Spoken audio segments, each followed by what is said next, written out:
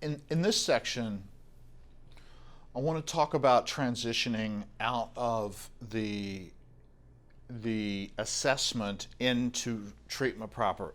And this is a really nice bridge because it does both. And it starts out trauma therapy on the right foot. So with folks that are doing well, that have high scores on the TRS, that they're above 75, then I can do this next intervention as early as the second session. For folks that have significant impairment, then I need to teach them some self-regulation and probably some other skills that you're going to learn during this course, some intermediate skills that I'll go into before I do this. But I do this process with every single client that I ever work with. And it's just a really important activity, and it's called a graphic timeline. And so the way that I do this process is, if it's a second or if it's the fourth session, when they come in, I'm directive in this, and I say, what I'd like for us to do today is to do a graphic timeline of your life. And I print out for them this page here, which is it's in your manual under this section, but it's also under this particular heading. You can download this link if you haven't done so already, a PDF of it, and it's a graphic timeline, and then you can use that PDF with your clients. And I download this link, and I hand them back part one of the TRS that has all of those traumatic experiences, those painful learning experiences that they've had in their past. And I say, what we're going to do now today is we're going to take 10 minutes and make a map of your life, a timeline of your life. And then we're going to do a narrative of it. And then I say, as we look through all of those things, I noticed that on item number one, on the TRS, the very first thing you have checked on the TRS, the very first experience that's on there that you have checked is a childhood sexual abuse experience when you were 13 years old. So would you put a dot on that line where 13 is? And if this is your birth and this is the present, where would you put go ahead and put a dot on that line where 13 would be. Excellent. Now, what I want to ask you to do is next, with that sexual abuse experience, as you sit here safe and comfortable in my office, and you call up the memory of that sexual abuse experience, on a scale of 0 to 10, where 0 is no distress, and 10 is maximum distress, how much distress or disturbance are you experiencing right now when you call up that memory? And let's say my client says, it's like a 7.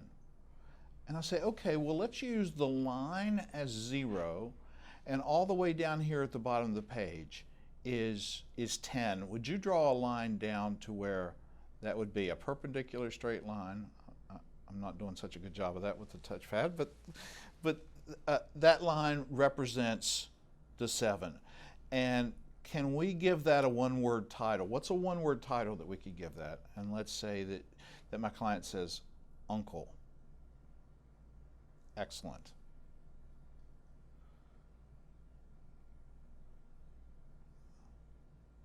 That's hard to write with that thing. Okay, the next one that you have checked on the TRS, and hopefully you that are watching this have both of these sheets out that you can look at both of those, the TRS and the graphic timeline.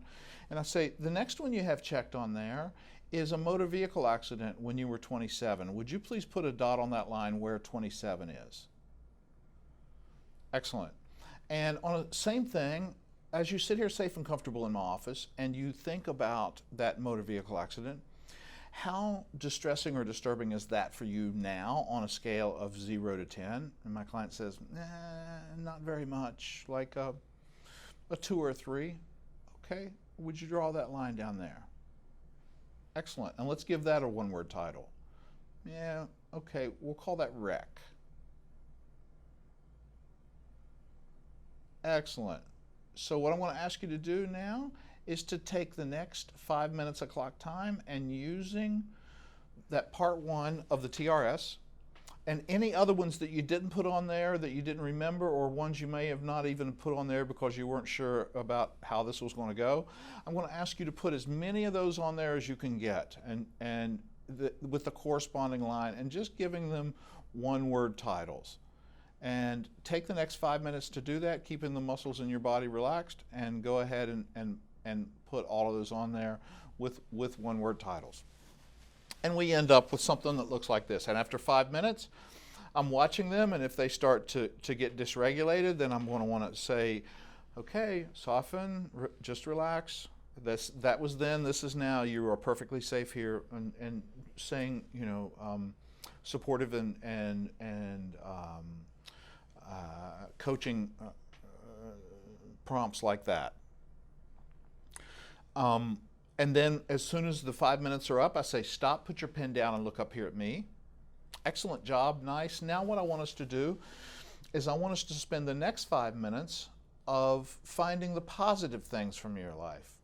Name for me something that is positive from your life. The birth of my first daughter. Okay, put a dot on that line where that would be. Probably about right there. Okay, and now as you sit here in my office and you think about how satisfying it is going above the line, with 10 up here being ultimately joyful, satisfying, and one being kind of, and the line being kind of neutral, where would that be for you when you think about the moment that your daughter was born? And my client says, oh, it was a 10 all the way up. And write the name of your daughter down there. Excellent. Now, you got it. I want you to spend the next 5 minutes of clock time getting as many of those as you can get on there. And I give them 5 minutes to do that, and they put all the positive ones on there. And when they're done with those 5 minutes, I say, stop, put your pen down, and look up here at me. Now, let me say a caveat to this, is that I work a lot with complex PTSD, and I've had, you know, scores of clients, more than 20, that when I ask them, name for me something positive from your life, they say, there's nothing. There's nothing in there that's positive. And so I need to reframe that. So what I do is I look at, and for folks that say they have nothing positive, here's what the bottom of their line looks like. I mean, it looks like a comb. They have just all kinds of painful and bad stuff under here, and it's just kind of constant.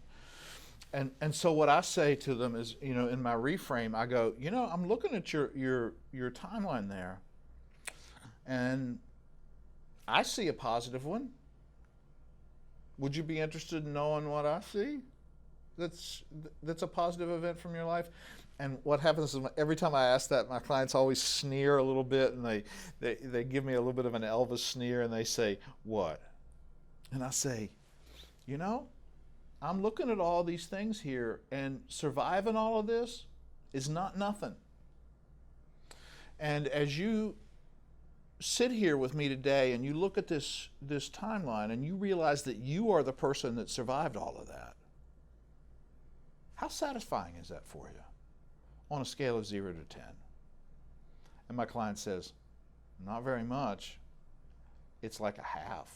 And I say, okay, let's put this little nubbin right there, this little half, and we're going to call that today, we're going to call that survival.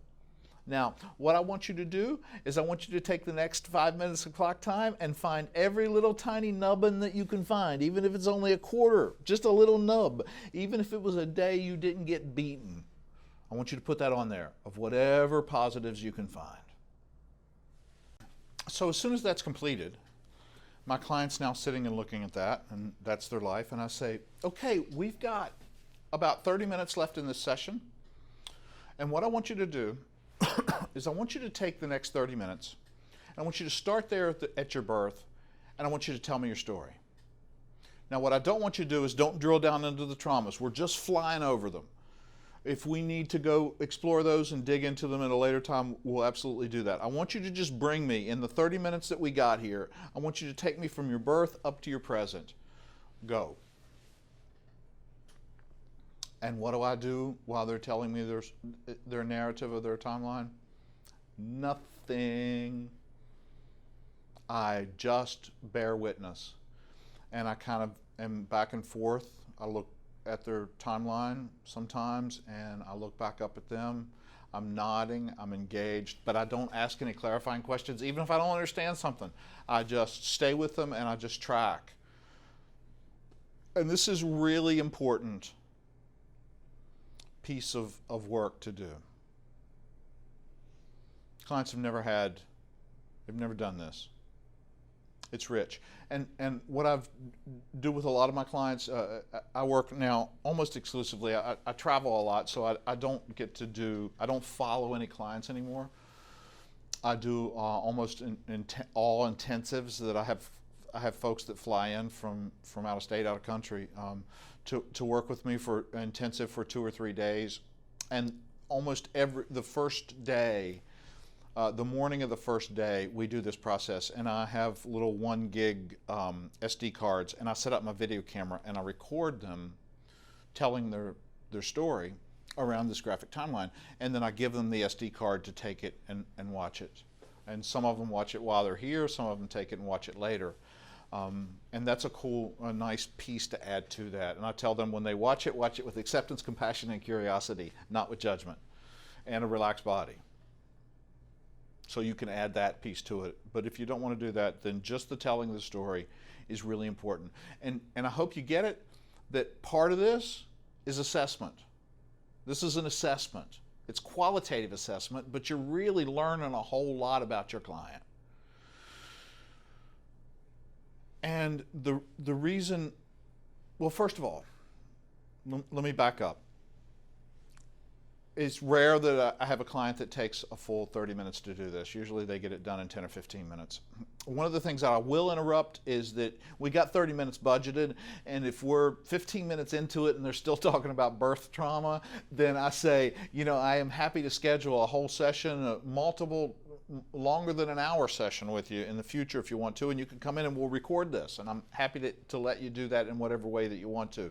But for the purposes of today, let's get you all the way through to the present. So I'm going to ask you to just go ahead and move that forward and get us up here to the present before we finish our session today. Continue. So that's the one time that I would interrupt. But when we get to the end, this is important. For many of your clients, this is the most vulnerable they've ever been with another human being. And once they're done with this activity, they're scared. They realized that they've shared more with you than they have probably with anybody else, even people that they're intimate with. They've just shared with you things that they haven't shared with anybody else. And usually what happens for a lot of clients, especially the ones with high ACE scores and a lot of childhood stuff, is that when they get done, here's what they do, is they go,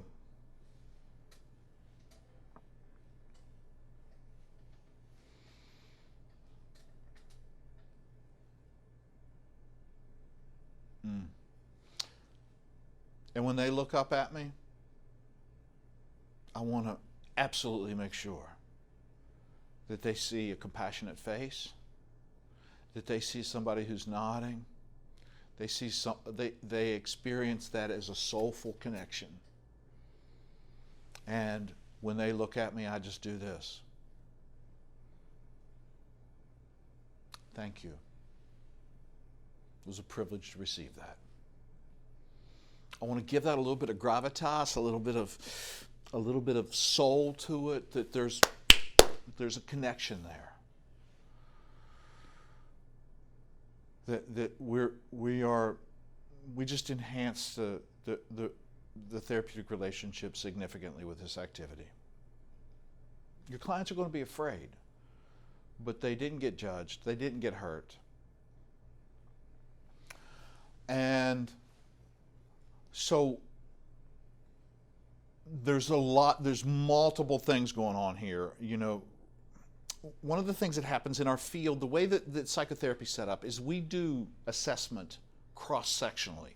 We slice our clients down the middle of their lives, right here today. And then we look at the symptoms that they have presently. And when you slice somebody cross-sectionally and you hold up today and you look at the symptoms, this looks like pathology. But when you take that same cross-section and you stick it back in the life, and you now look at the history that's associated with this, you start seeing that these are not pathology at all. These are optimal development associated with the painful experiences that they've had in the past. This is not pathology. This is optimal health vis-a-vis their history. So when I get done with this, one of the things that I do is, after I say thank you, it was a privilege to receive that, I now go into using this activity as, so there was the assessment and we just added to the therapeutic relationship, so it's in service of that active ingredient. And now what I want to show you is how I use this same process to move forward the cognitive restructuring of helping folks to develop the self-compassion. So after I say thank you very much, it was a privilege to receive that, is I nod a little bit and I go into reverie for a second and I kind of do this. And I say,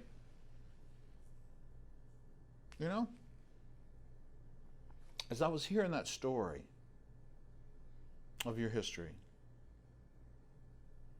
first of all, I'm really glad you survived it. And I was thinking about the way that you would have made meanings and the way that you would have tried to explain this to yourself. And I couldn't help but start to think, I was wondering if you didn't have like some shame that you carry, if you think that something's like weak or damaged or broken or wrong with you. You ever have those thoughts about yourself? And somebody that has a high A score, what are they going to say? Yeah, all the time. And I'll say, yeah, I figured that. Look up there on the wall. You see that up there on that frame up there? That's a board certification. I'm a board certified expert in traumatic stress. You see next to that? That's a Ph.D. And you see underneath of that? That's a license. I'm certified and qualified to make this pronouncement that I'm about to make. There's nothing wrong with you. There's nothing wrong with you. The only thing that's going on is you're not damaged or weak or afflicted or broken, but you are over-adapted. You're over-adapted. What did it take for a 13-year-old to be able to navigate through a family where there was a sexual predator? What did you have to do at family functions to be able to keep yourself safe in that? You had to grow eyes in the back of your head, didn't you? You had to have antenna out all the time. You were constantly, what did you have to do to be able to survive an alcoholic mother? What did you have to do to survive an aggressive brother that would hit you sometimes? How did you navigate through that?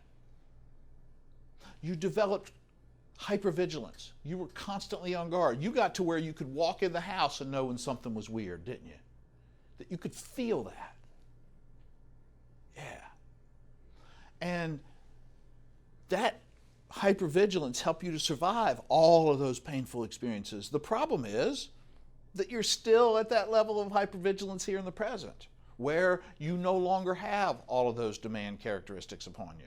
You don't need to be in that chronic state of threat response that you did when you were 6 and 8 and 13. The hard part of your life's over. That was hard. This, not hard. Scary, not hard. You survive all of that, I promise you, you're going to survive your job. You live through all of that, I promise you you're going to survive your therapist. The problem is that you are killing the gnats of your life with a bazooka. You're way overarmed. And if you can adapt to all of that, I promise you can adapt to a less intense situation by dialing down your arousal. That's the only thing that's going on with you, and it's generating all of those symptoms.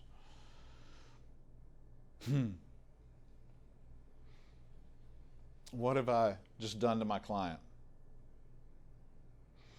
I've gotten all up in their sock drawer, haven't I? I've started to meddle with their perception of themselves. And what is beginning to happen is that there is a gradual, slow, little by slowly, budding, nascent emergence of respect and compassion.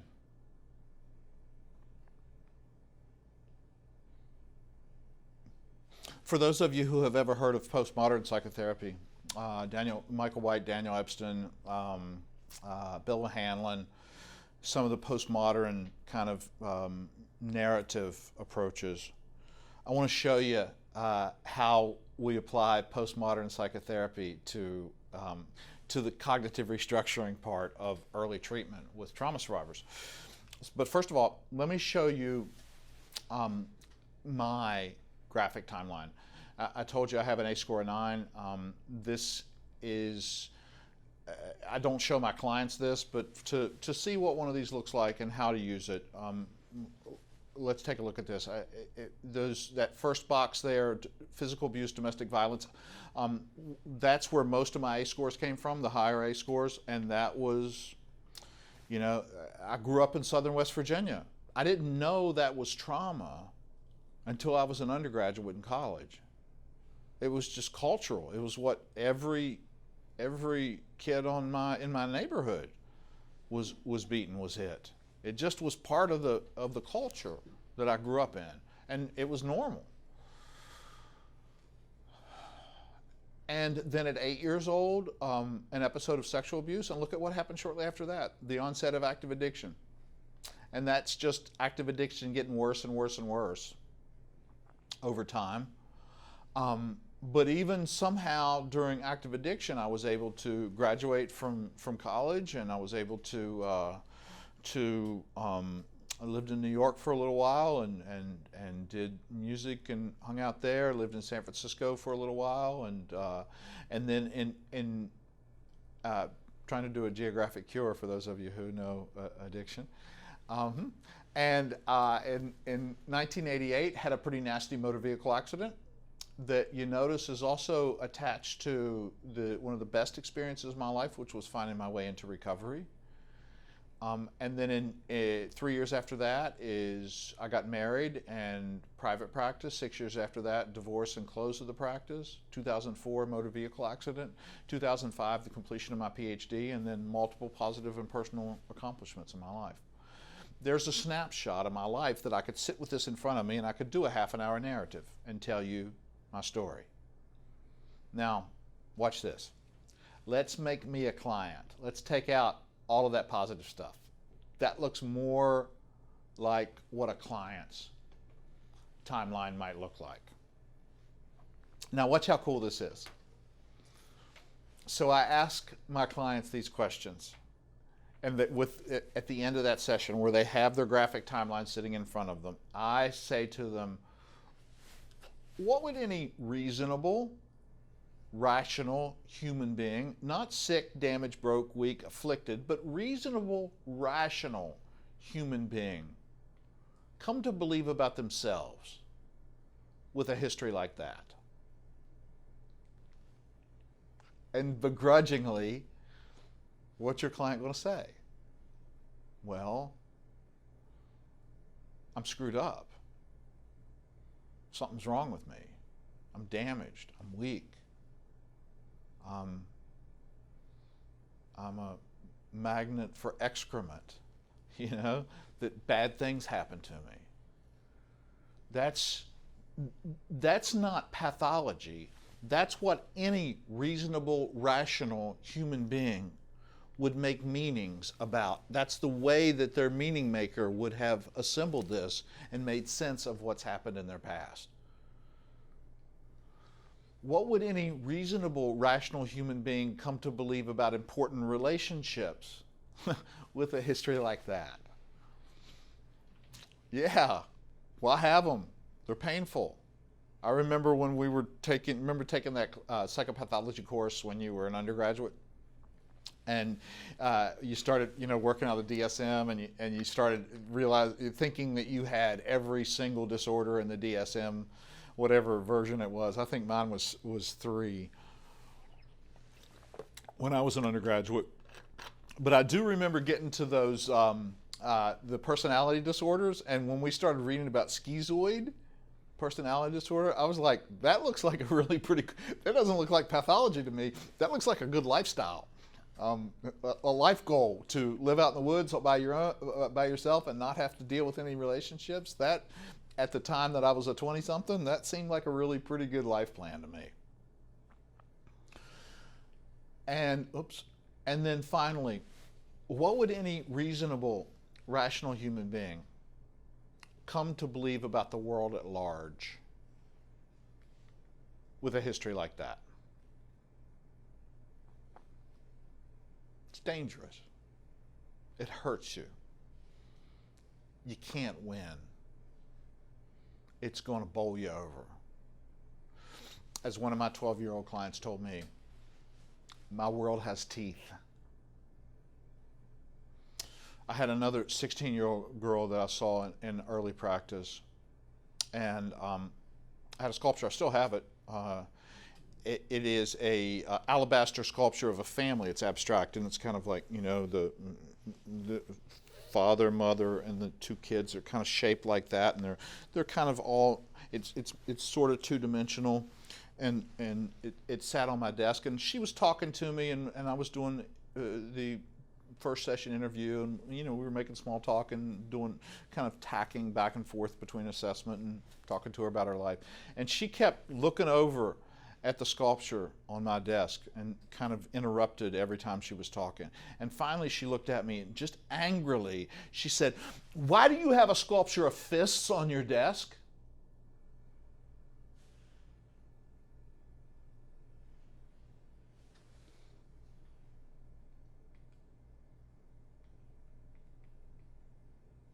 What would any reasonable, rational human being come to believe about the world at large? This was before the ACE, but she would have had an ACE score of 10. That was the way she saw family. She didn't see a family. She didn't see that. She saw that as a sculpture of fists. That was her worldview. Absolutely.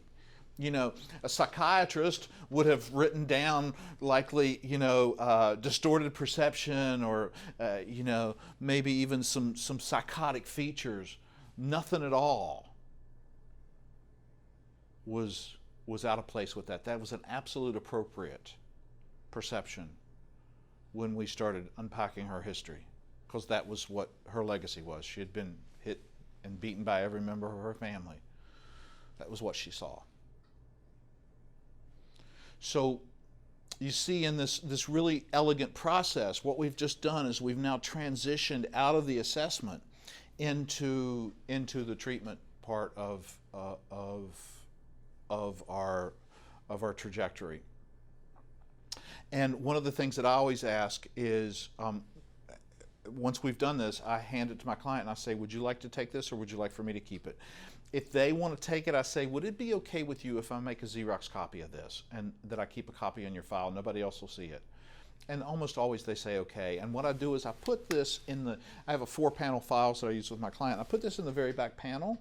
And so what's really cool about this is that when we get to the part, if we're going to need to go back and do history of trauma, then I use this to find which trauma we're going to be narrating. So that's one use of it. But the other thing is that what there is in therapy that I've found is that the longer I see my client, the more I regress to dealing with them in today. And so what I've kind of gotten in the habit of doing is that a few seconds before my client walks through the door, I open up that file and I look at that. I look at the notes from the last session, but also look at that graphic timeline. And what that does is it reminds me of the history that I'm working with this person when they come through the door. So I refresh that whole lifespan view of my client rather than regressing to that we're working just with today. And that's been a useful tool for me also. And I hope some of that serves you in your work.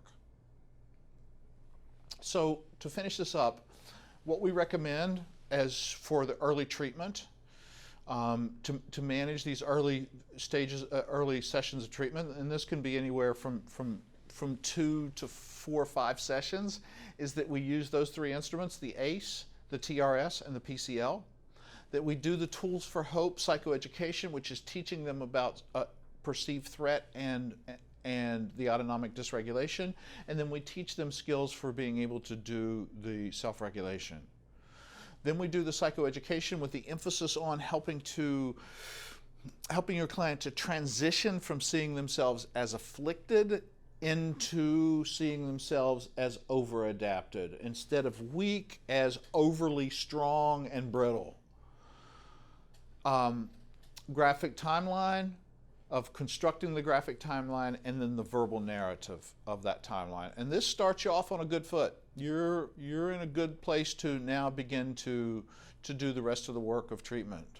And so this is what we got a new book coming out this fall, and this is what we advocate of being able to manage for every single one of your clients. Now what we're going to go into next is I'm going to show you for some of your clients they're going to need a little bit more than this to be able to recover and to be able to stabilize. And I'm going to show you some skills for being able to do that.